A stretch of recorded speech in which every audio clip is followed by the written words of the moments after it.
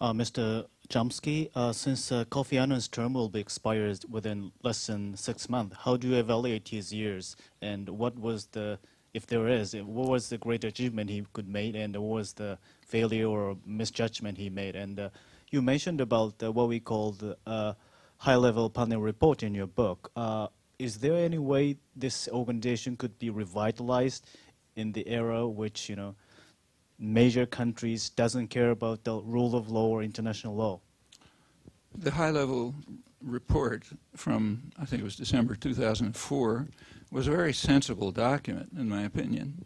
It included leading Western figures like Gareth Evans, Brent Scowcroft, and others, and a sampling from the rest of the world.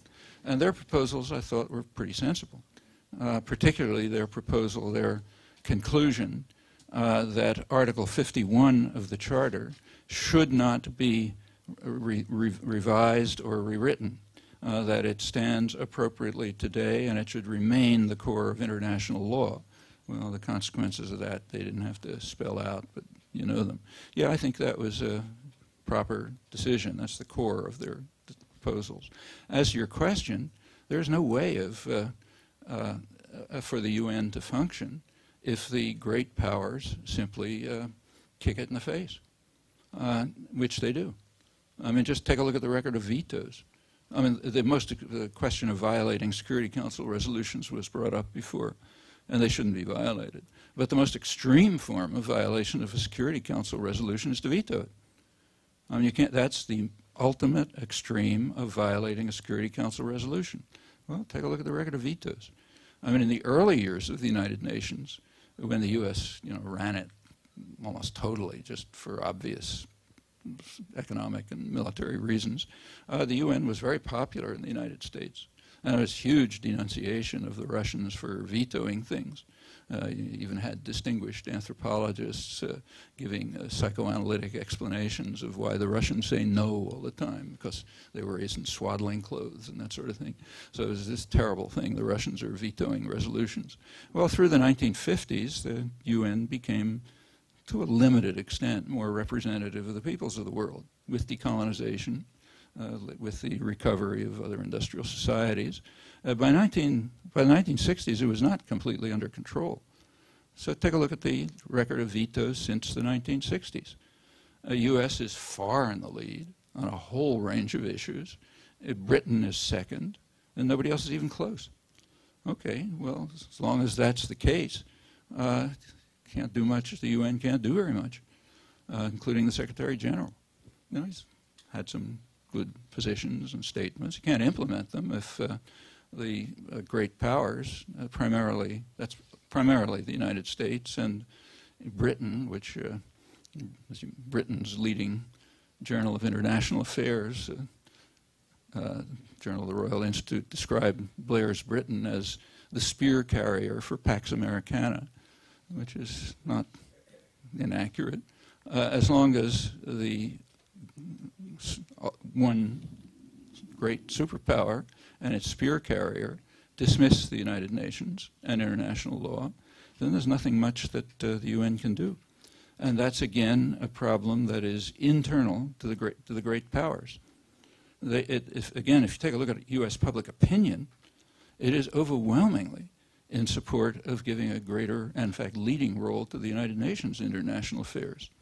So an overwhelming majority of Americans think that the UN should take the lead, not the United States, in international conflicts and crises.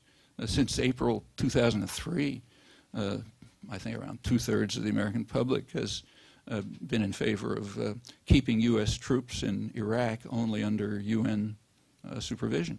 That's essentially what the Italian voters voted, Spanish voters voted for in March 2004. There's even, surprisingly, a small majority that thinks the U.S. should give up the veto and follow the will of the, of the United Nations, even if they don't like the policies. There's strong majorities in favor of increasing funding for UN peacekeeping operations and so on. So if, again, like the global warming question, if public opinion entered into the formation of public policy, well, then the UN would have a much wider latitude to function. If public policy remains divorced from public opinion, that won't be true. If it remains in the hands of concentrations of power that are essentially unaccountable, no, then the UN will be very restricted. I mean, after all, the Bush administration went out of its way to humiliate the United Nations by appointing as its ambassador someone who says, very outspoken, says the United Nations does not exist. If it's an instrument, if it follows the will of the United States, it's fine. Otherwise, we ignore it because international law doesn't apply to us. It's a contract made among states. If one of the states decides not to follow it, that's fine. Of course, it doesn't mean if some enemy decides not to follow it, it's fine. It means if we decide not to follow it, it's fine. Well, appointing him as ambassador is a message, a very clear message to the United Nations, not very subtle, and so are the actions. In fact, in the build-up to the Iraq War, the formal Iraq War, we now know that it was already going on. Britain and the United States were already carrying it on in secret, but in the so-called build-up to it in the fall of 2002, Colin Powell and others pointed out to the United Nations that you can either accept the U.S. position or you can become a debating society. Approximately that message. Well, if that's the position of the dominant great power in violation of the will of its own population, then there's a limited range of options open to the United Nations. And that's a problem right here in the United States, secondarily in England, and in fact elsewhere in the world too, but responsibility is distributed roughly relative to power.